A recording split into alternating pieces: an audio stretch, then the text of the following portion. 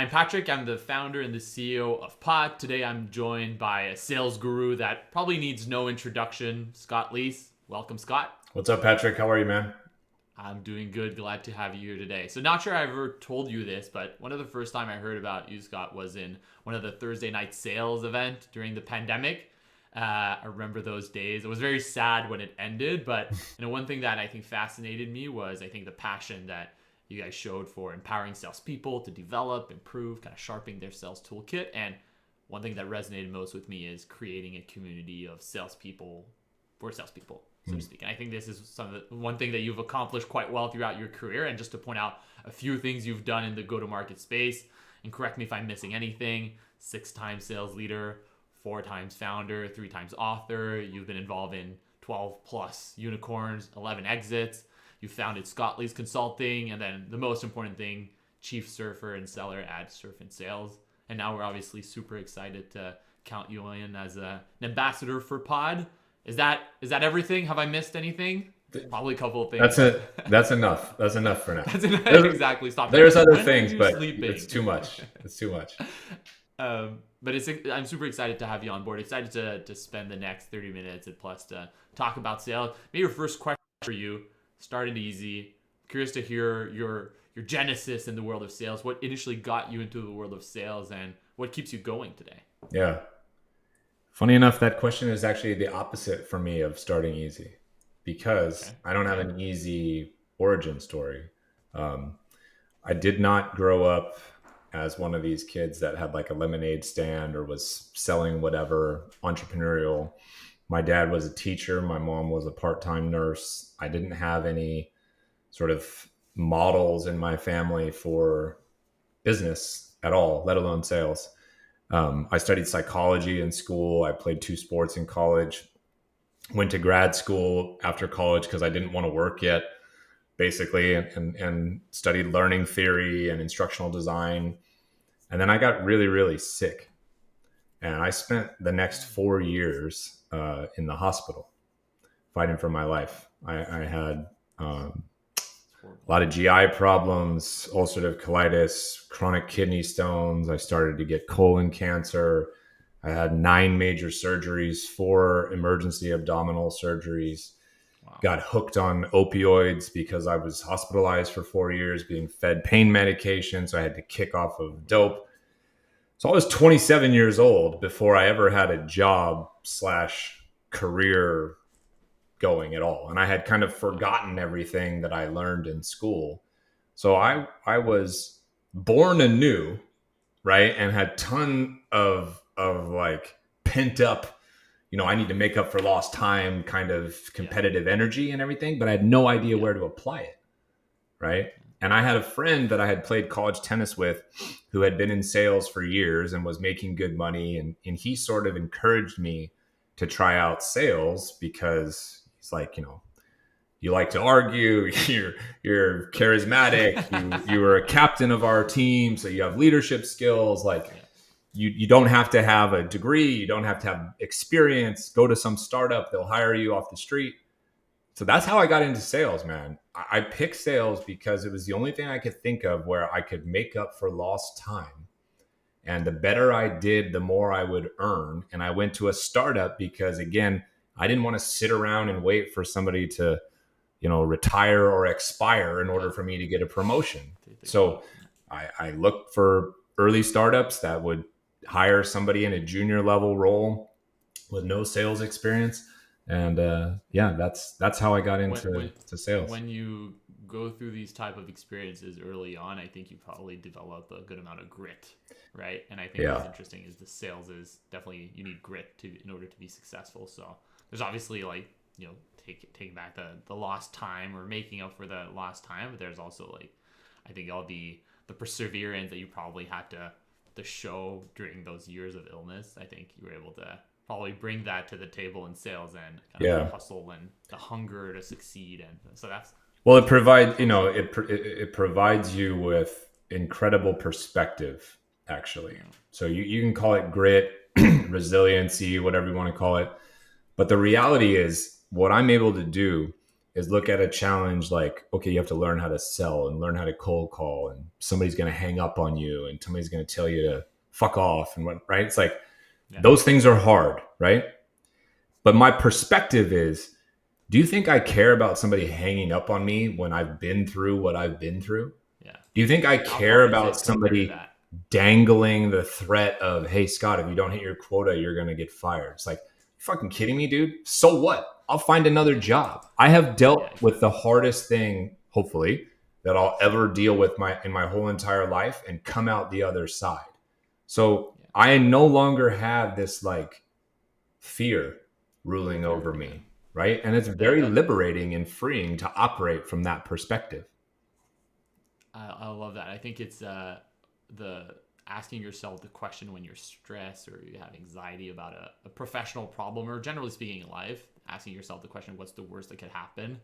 Oftentimes you're able to put things into perspective, meaning like, well, it's not that bad. So let me just, Right. to your point, takes a load off of your shoulder and you kind of focus on doing your best work, and whatever Yeah. happens, but you don't have to stress over it too much. Right. That's incredible. But then since then, I guess what kept you going? You were good at it. You were like, hey, I love this. This is fun. So, a couple of years later, still doing it because you love it, or was there something throughout the way that you discovered that made you fall in love over and over again with sales? Well, for me, I think you have to fall in love with it over and over again, or you're going to burn out and get tired of it. Initially for me, when I made that very first sale I ever made, it was like a light bulb went on. I'm like, oh shit, whatever feeling that was amazing. I want more of it. Right. And so then it became about, how do I get better at my craft, and how do I move up, and how do I hit this financial milestone? But it only took me about 6 months as an AE to realize this is kind of vacant for me. It's like hollow, right? Okay. This is a very selfish like quest at this Yeah. point in time. And I was doing really good, and I had made a couple buddies at this job that weren't. And so I would be like, let's go do this. And they're like, I can't afford that. And I'm like, well, this fucking sucks. Like, Yeah. I got to help these guys. So I actually started coaching my friends. And then my friends started doing really good. And then I got recognized and got bumped into this leadership role. And I realized that I was deriving way more satisfaction, and I had way more passion about helping other people do well in sales than I was getting for myself. And so then it became all about, well, how do you build and scale sales teams and sales orgs? And, you do that successfully a few times, and then you start to think, okay, well, you've already had a couple $100 million exits. Like, how do you optimize for a potential $1 billion exit? How do you Yeah. create this coaching tree where there's dozens and dozens of people who worked with you as a rep who become VPs of sales later on, and you're leaving this kind of legacy and this impact and stuff like that. And then it became about, okay, how do I free myself from working for other people and take what I've learned and build my own businesses and apply it in this way and share that kind of information and knowledge with as many people as I possibly can. And, now I've been doing this on my own for 5+ years. I've started a bunch of different businesses and morphed them a little bit. And I still have to figure out for myself, like, why do I want to keep doing this? Right? Yeah. Yeah. What You am I have to fall in love chasing? over and over again, and it What am evolves I over chasing time. now? So if I can't find something new to fall in love with about the profession, then for me, I think it's time to walk away. Yeah. But I keep And one finding thing new that you things to love. it's probably limitless, right? I mean, the world keeps evolving around us, and the profession does as well. So there's always new thing to explore, and I think it's that inherent curiosity that, like, how can you do more and have more impact to people, that I think my guess will never you'll never run out of. One thing that you mentioned that I think resonates a lot is the point of the satisfaction when you start coaching other people. Yeah.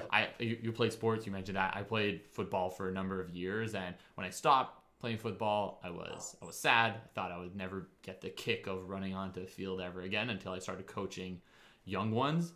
And that first win to me was even greater. It's an example, obviously. Yeah. It's not a professional win. It was even greater than winning a game on my own, because, you saw them working.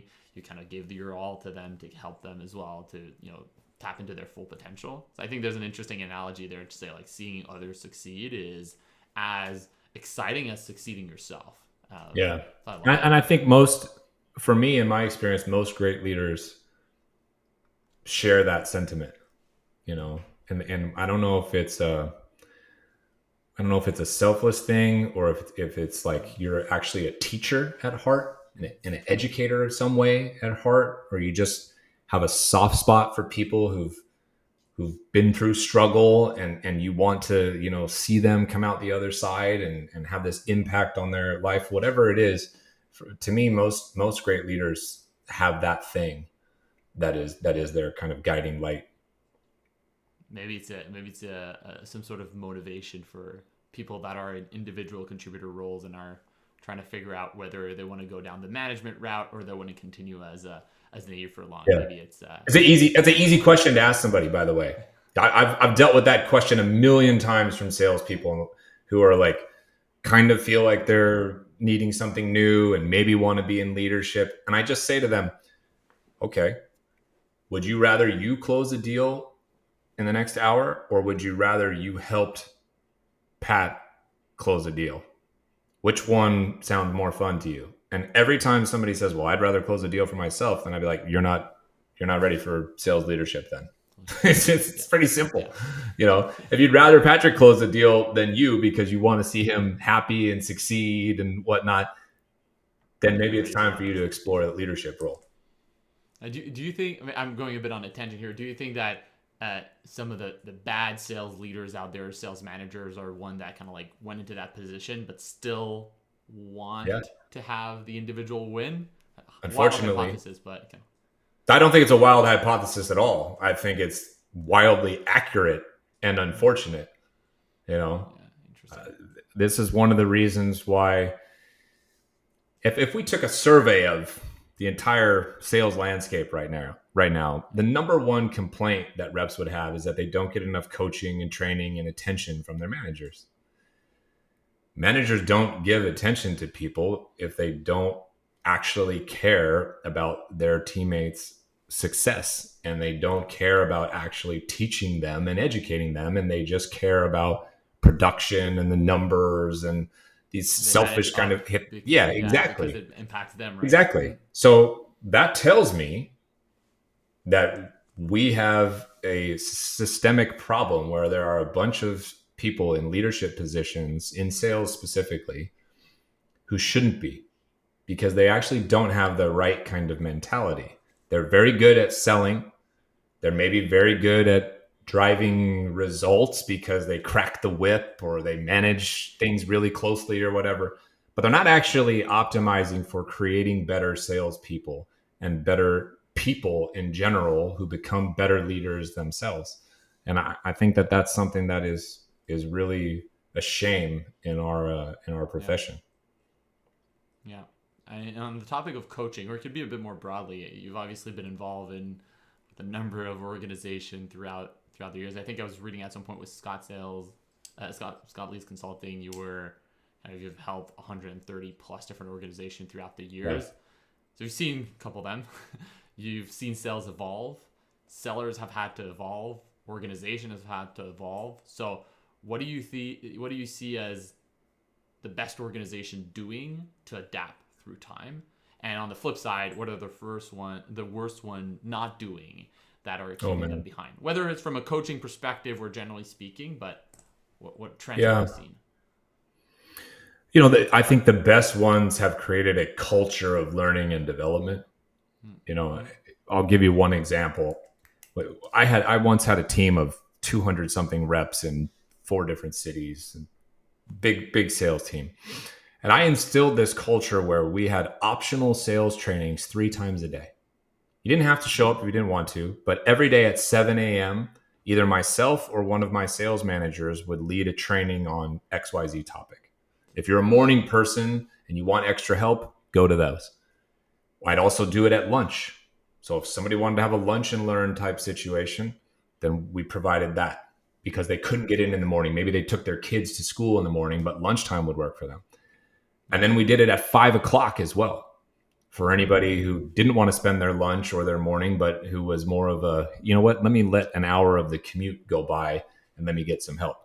So 3 hours a day, 15 hours a week, 60 hours a month, we had the opportunity for our team members, if they so chose, to get extra help on specific sales tactics and techniques and strategies and all this kind of stuff. I have been doing this basically for 20 years now. I have yet to talk to somebody else that has run a program and a play like that. And that, I think, is one of the reasons that company did well. I think it's one of the reasons why so many people from that company have become really successful and moved into leadership positions and whatnot. It's because I was determined to create a culture of nonstop learning and development there. And the best companies that I've been around have replicated that in their own way to some extent, rather than just leaving everybody alone to their own devices. Yeah. Right. The interesting thing here is that it's not necessarily a culture of shoving knowledge down the throat of reps, but giving them the space to want to learn on their own. I think that's the biggest thing. And I mean, the way that you describe it, it's a bit like, you're in college and it's office hours. Your teacher's available if you want to do some extra work or get advice, etc. It's kind of creating that same structure where people who don't need it don't have to waste time and don't feel like their time is being wasted. But the people that do need it, it's available to them. I love that. Yeah. And I think that's kind of the self-development kind of hunger from salespeople, I think, is the difference between that and large programmatic enablement programs that are a week long every quarter, and then you bore yourself to death, listen. Yeah, it becomes, I think those become stale and become, a turnoff for a lot of people in those organizations. And there's a big difference when somebody's opting in on their own and showing up with a specific purpose, trying to learn and whatnot. And the flip side of that, organizations who have failed or done the worst, I think, is as you frame it. There's a million and one ways, but I think the most obvious one to me is they don't understand how to articulate the problem that they're solving. And they spend too much time kind of enamored with what they've built. And they over-explain all this stuff that they think is cool. And they just don't really capture the pain that somebody is experiencing or why somebody should care about fixing it, let alone why they should deal with it right away. And so the messaging just does not hit. And they are resistant and reluctant to alternative ideas about their messaging. So it's like if Patrick, built this company, Pod, tries to bring it to market and is, having a little bit of traction, but kind of struggling. And you surround yourself with wise people. And these people are saying, hey, we should change the pitch. We need to clarify the messaging. We need to simplify this. We need to strip it down. We need to push this to the side. And when founders or salespeople don't adhere to or listen to advice from people who've been there and done that before, that messaging just doesn't resonate. And then you combine messaging that doesn't resonate with poor medieval kind of tactics, like, well, I'm just going to cold call 500 times a day, or I'm going to send 15,000 emails out today and see what works. You're dead in the water at that point in time. Do you think it's an organization-wide problem, as in the company, the leadership hasn't figured out the messaging, or is it also a problem, or is it a problem of actually training the sellers to be able to either understand it, articulate it, bring that messaging? Well, I think the people at the top have to know. The people at the top have to set the pace and the tone and know that messaging to pass it down to the salespeople. Yeah. You can't be a founder or a senior leader and have built this thing and then hire junior level kids to come sell for you and expect them to figure it out and tweak the messaging and optimize the strategy. They don't know how to do that. These are people who can learn and execute something that you're intelligently telling them to do, right? You're saying, this is the best way to explain the problem we solve and why they should solve it and how we do it. Da, da, da. Follow this plan, follow this framework, follow this playbook, whatever, right? And let's rehearse and practice over and over and over so you know how to do it the right way. In the absence of that, you're just in big trouble. You see people pitching differently every single time. You see people, starting a demo on this feature, and then later in the afternoon they start the demo on this other feature. There's no continuity. They're just grasping at straws. You're dead in the water when that. Doing it on their own. I've came across a couple of organizations where when you look under the hood, there's 50 different versions of the pitch deck. Yeah, all different messaging, and you're like, what is going on? I've never seen one of those. I've never seen one of those startups succeed. Yeah, exactly. Never. That's interesting. So, I mean, ultimately, to your point, it starts at the top. If the leadership doesn't have shit figured out, I mean, there's no way to expect the team under to be able to do a good job. If they have things figured out, but they don't necessarily have the process in place to be able to decimate that messaging, train them, coach them, etc. Then it's also not good. But you need both. That's right. You can't get started if you don't understand the messaging. If you understand the messaging but haven't figured out how to disseminate it to the team, then you're only going to grow to a certain point. If you disseminate the message to the team but have no good process, then you can only grow to that point. So there's all these like stagnation points you're going to run into, right? It's like you can't hit the first million with no messaging. You can't hit the $5 million marker if you can't get other people to learn the messaging. You can't hit the $10 million marker if you don't have a process to systematize everything. You can't hit 25 million. You see what I'm saying? Yeah. There's all these kind of inflection points, and they require more and more clarity in that strategy set from the top, and the ability of those people to teach and train and educate and get buy-in from the people underneath them to follow this process and believe that it will work. I love that. Talking about coaching, I think there's a lot of organization in their coaching that focus and coaching and process who focus on driving efficiency, but miss the more fundamental problem that a lot of teams face of improving effectiveness, right? I think that's one of the first things that we chatted about, the fact that sales leaders don't only try to get their team to do more work, but they should get them to increase the quality of their work. Where do you see a lot of organization or using traditional enablement, so to speak? Where do you see them missing the mark? What are they missing? Well, I think maybe they haven't evolved. When I first started 20 years ago, it was definitely a paint by numbers situation. It was just like the only thing that mattered was your KPIs. That was it. Very numbers driven. Like, okay, you made this many calls, it yielded this many conversations and this many meetings set, and da da da da. Right? And you can just volume your way to success. The enablement piece that was missing is, well, when somebody does get an at-bat, how do we make sure that they are doing everything exactly the right way to optimize for those things? Well, in a universe where everybody answered the phone and responded to email, you didn't have to optimize as much for those things. We're not in that universe anymore. And it's inarguable, although some people have their head in the sand and try to pretend that it's not happening. The reality is it's way harder than it's ever been, and is going to continue to get harder to get somebody's attention, to get them on the phone or get them to reply to an email. So when you do, you better not fuck it up. Exactly. Because you have very few to get their attention. You have very few at bats. So I have your attention here. I have to kill it. Whereas when I was growing up, I had the opportunity to fail on real sales calls hundreds of times. So I could practice on real live prospects because it didn't matter. I'd get a hold of more people in the afternoon.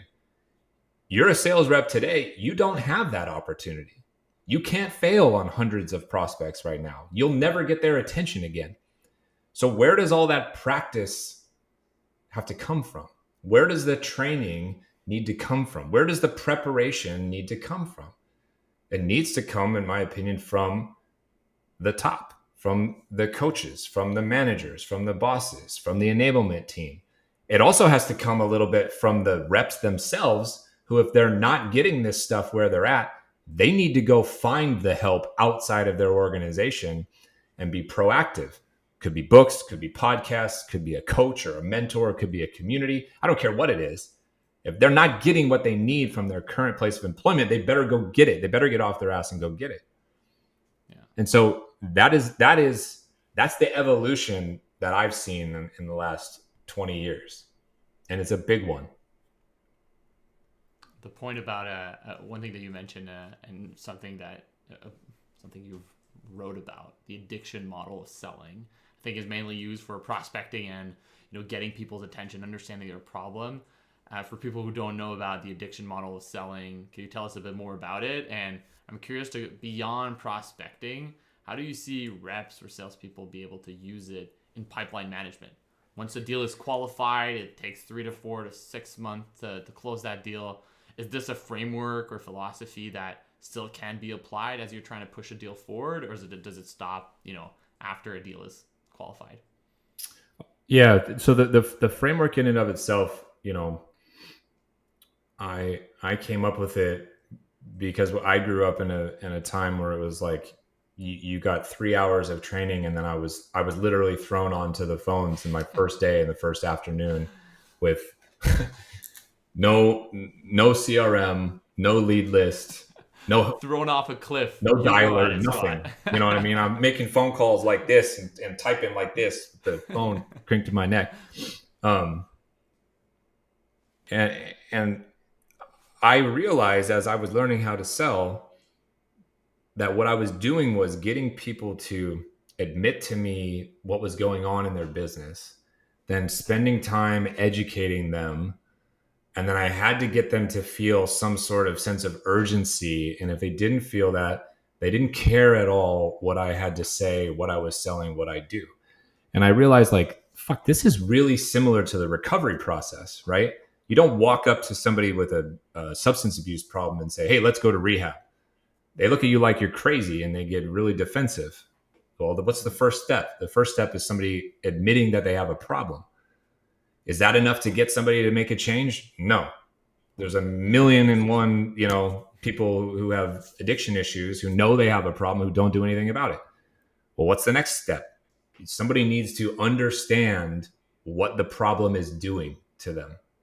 They need to fundamentally believe and understand and admit okay, I need to change this pattern of behavior because XYZ reasons.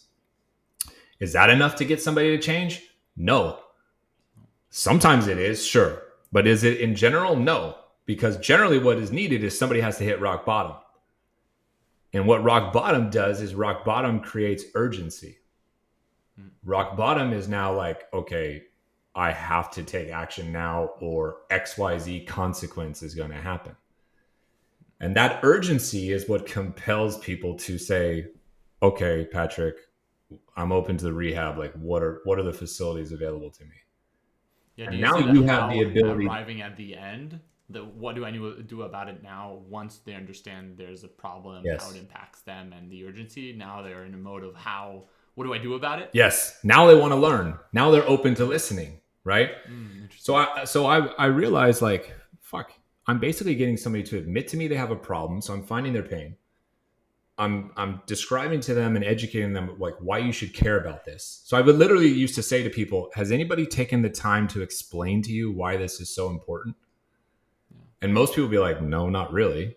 And then I would tell them why, right? And then I had to talk to them about the consequences of inaction, of doing nothing, or the consequences of making the wrong decision. They had to feel like something was at risk before they felt well, this is something I should deal with right now. And I had to say to them, on the list of 100 problems that you have in your business, where does this one sit? And I had to get them to admit to me well, this is a $10 million problem, I guess. So it's the number one fucking thing. And inevitably they'd be like, I assume this is what you do. You help people fix this. And I'm like, beautiful. You just gave me permission to pitch. Exactly. Now I can talk about my solution. So the framework is simple. Find pain, build value, create urgency, discuss solution, right? And then the second part of your question was, does that framework apply post, demo or whatever? The answer is yes to me, because every single time a new person in the buying committee shows up, my belief is I have to restart this whole process. Yeah. And what a lot of people do is they just expect the person who's new to the meeting to have all of the understanding that occurred from the prior meeting, right? And they think these people's like colleagues pass the information over to each other in a good way. They don't, right? It's like, think about a message as it gets passed from one person to the next and how it changes over time. So new person shows up to the meeting, I have to get to figure out what is that new person's problem. Yeah. I need them to admit to me their pain, and I have to. I think what's interesting there is that it's not just about bringing them through that motion about a similar problem. Ultimately, it's also understanding for that individual, which is maybe in a different function, have different priorities. What is their problem, or what is the problem that your product or service solves for them? So yes, if you have 5 different stakeholders, you have to understand their problem and how do you position your product for that problem. That's right. They all may want the thing and may buy for very different reasons. Right? A CFO cares about the spend and the ROI. The frontline worker doesn't give a shit about those things. Let's be honest, the frontline worker is not optimizing for the greater health of the business. The frontline worker wants to know, how will this make my day-to-day job easier, better, faster, less annoying, da da da da. So I can't talk to the frontline person about ROI. They don't care. Yeah. And I can't talk to the CFO about, hey, what does that mean? I can't talk to the CFO about, hey, this will make your frontline person's like morale better. It'll make them shiny, happy people. The CFO does not care about shiny, happy people. So you're just adjusting. And so I just kept, I just reapply the framework. It doesn't mean it takes an hour to do, but it's just like, tell me about how this problem affects you specifically. Why would you want to fix it? Do you know why other people in your role want to fix it? Where does this sit with all your other problems? Why do you want to deal with this now? How come you decided now to fill out a form and get demoed on our product and not 6 months ago or a year ago? What changed between then and now? And once you've told me all of those things, then I'm like, okay, well, here's how we help you, right? That's the framework. And I try to keep it, as brain dead simple as possible. It's simple. I mean, in theory, but the practice is much more difficult, right? Every people have their different ways of communicating and approaching them, etc. So that's it's a human problem, ultimately, an empathy problem, a communication problem, more than just a tough equation to solve. It's just you said the word. It's a practice problem. Yeah. We spend enough time practicing and rehearsing and drilling at this, you'll understand it, right? It doesn't require advanced degrees. It doesn't require, million certifications. It requires basic understanding of human nature, right? That's it. And active listening skills. I think that's the most important one. If you end up yapping the whole meeting, you'll never get them to tell you what's down in the iceberg, right? Yeah. People ask me all the time, like, what's the ideal ratio in terms of talk time on the call? And they're like, is it 50-50? And I'm like, no, it's inverted. It's, did the prospect talk more than I did? That's my goal. My goal is like 40-60, right? And I look at people's calls all the time and it's like 82% you, 18% them. And they're like, I don't know why nobody's buying. It's like, fuck, that's an easy place to start right there, Easy diagnostic. I think what's difficult here, I mean, there's a lot of, especially in, again, longer sales cycle deals, higher ACV deals, the concept of stakeholder management is something that is very tough, right? Identifying the right champion, the right decision makers. I think that's a big part of the problem. But even when you've identified that person, people think that that's the toughest part. But then how do you get to articulate a business case for each of them, right? And I think that's where the ball gets dropped off. And both, to your point, articulating the business case starts with understanding what's driving them, understanding that there's urgency, that there's an impact, and driving them into one and and that it's unique and different for each person and each role that they're in. Yeah, and that's okay. Exactly. Because the different function, different priorities, different metrics, different incentives. Yeah. Um, on the tech front, I've seen you obviously be involved with a number of AI first go to market companies over the years. I think it's personally has been incredibly exciting to see all the potential and how it's changing the way that sellers sell and how they manage their pipeline. Um, Maybe a quick question on that. I'm curious to hear your take on what do you think, or where do you think AI will be most helpful in sales? What are some of the unexploited use case and the obvious use case for AI in go to market or sales more specifically? Well, the obvious use cases now is really like copywriting and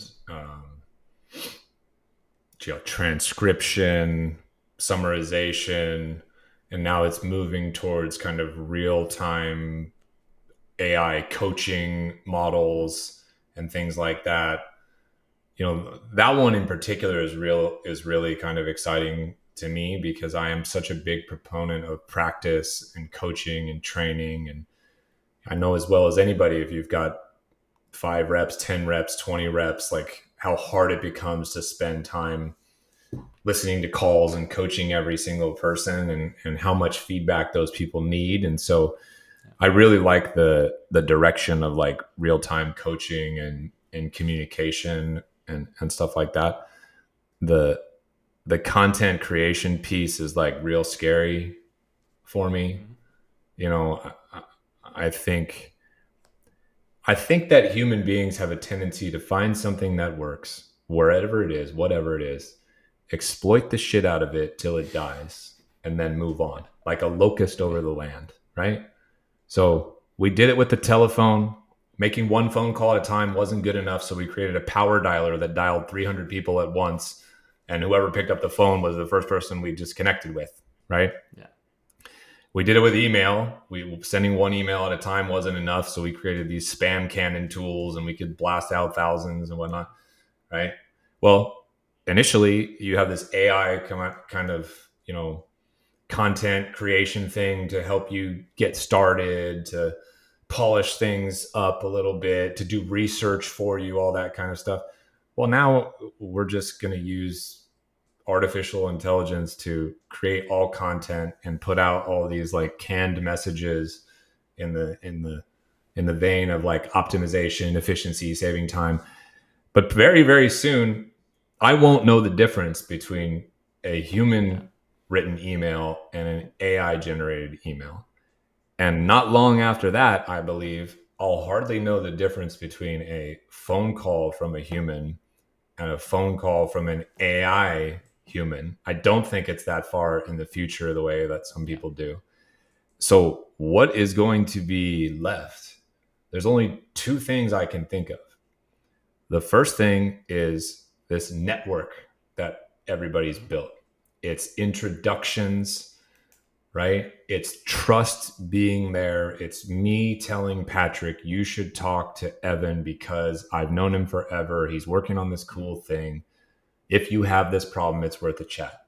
And you have that trust in me and you have some semblance of that problem. So you'll be like, yeah, sure, I'll take the invitation from Evan. That's one way I think that you're going to be able to generate pipeline and get deals done, is affiliates, referrals, peer-to-peer kind of go to network, near bound type play, right?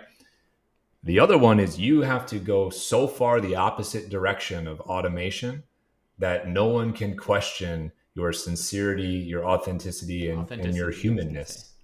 And what that means is back to basics of getting face-to-face, of handwritten letters, of creating experiences, or being at events together. Because that, if I can't look you in the eye, I don't actually know that in a few years I'll be able to know for sure whether you know me at all, care about me at all, have written me anything, or just had an AI tool bot do it for you.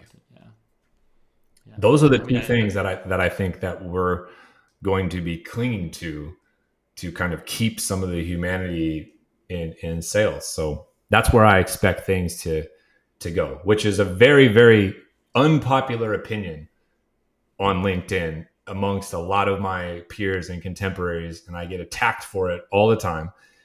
And they're like, you must have some agenda. And I keep telling them, everything I'm saying fucks me in my job.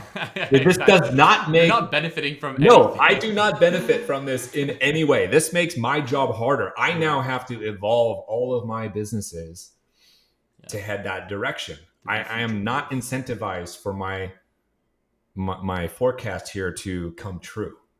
I'm just calling it like I see it and saying, rather than putting my head in the sand like an ostrich, I think it's important that we think deeply about some of these things that are going to be very scary potentially, and we better be ready for it.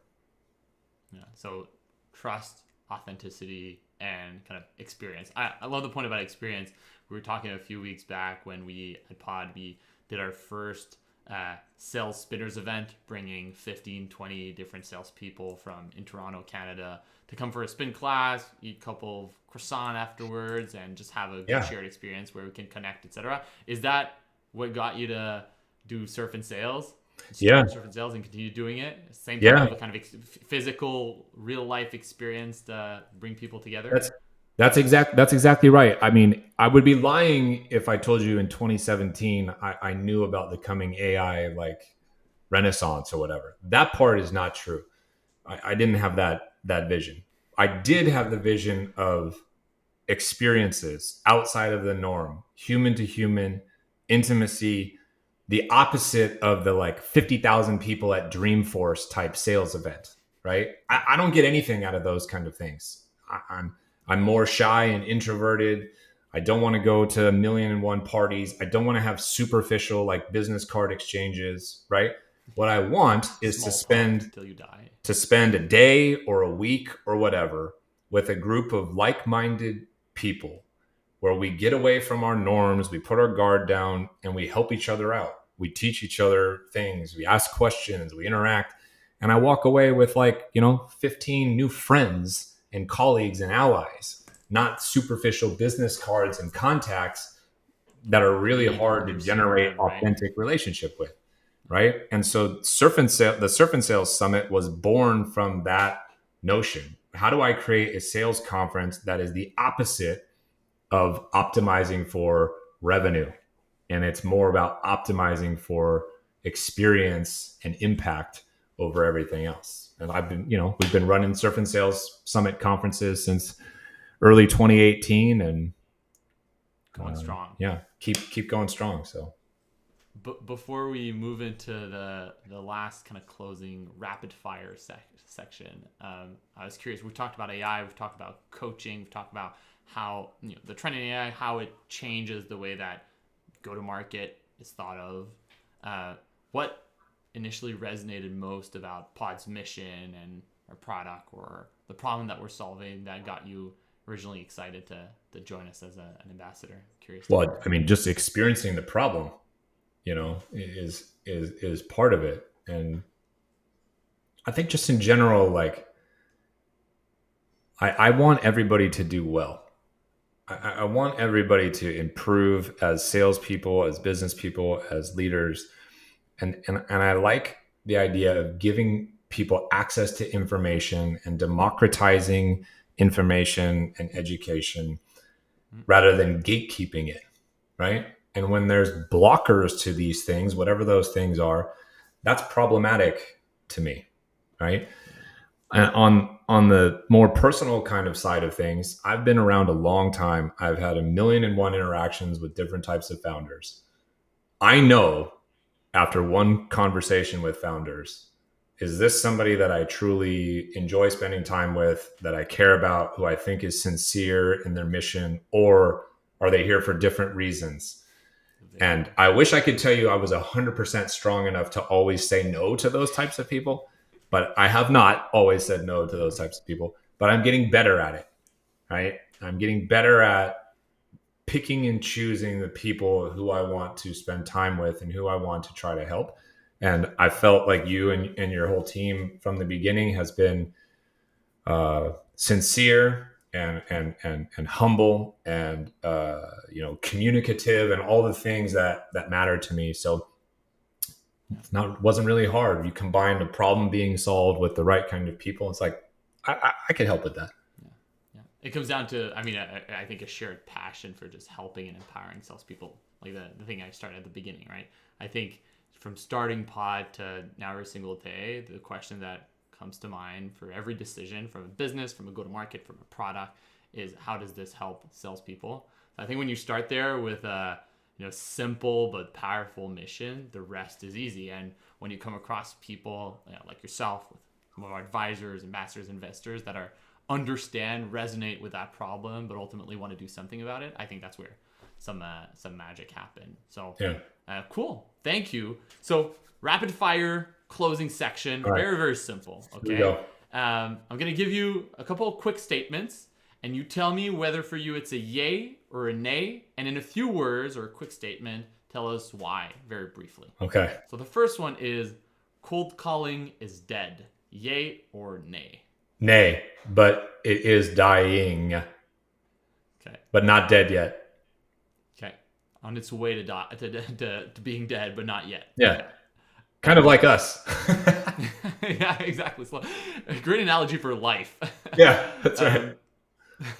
A good LinkedIn profile is crucial for salespeople today. Yay or nay?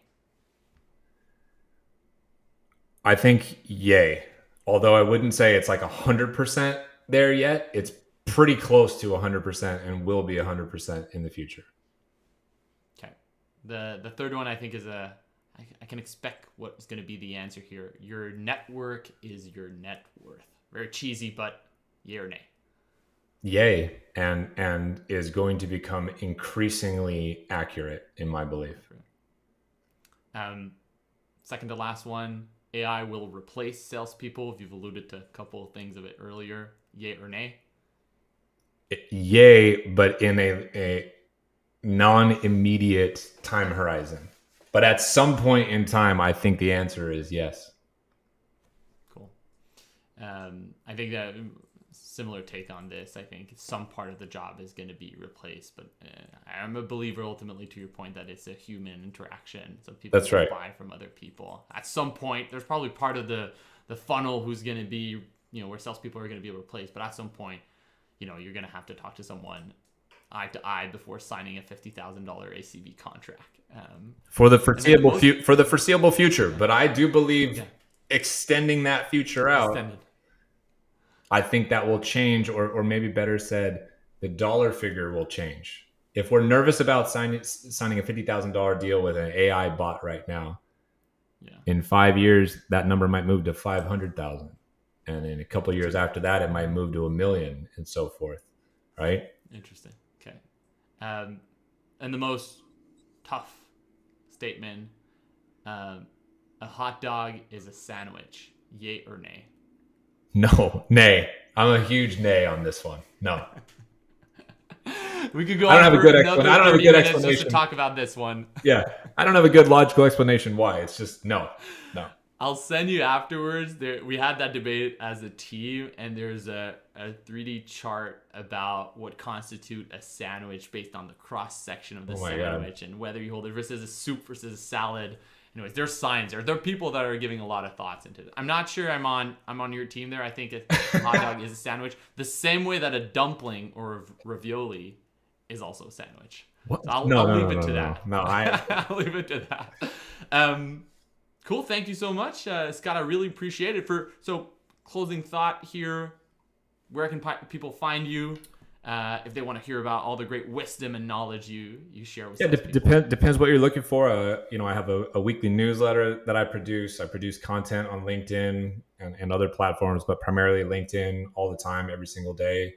I respond to everybody who messages me on LinkedIn. So if you want to chat, hit me up on LinkedIn. And if you're looking for some type of event and experience where you can get a little bit of a vacation, but also learn about sales and business and leadership, then check out surfandsales, SALES.com.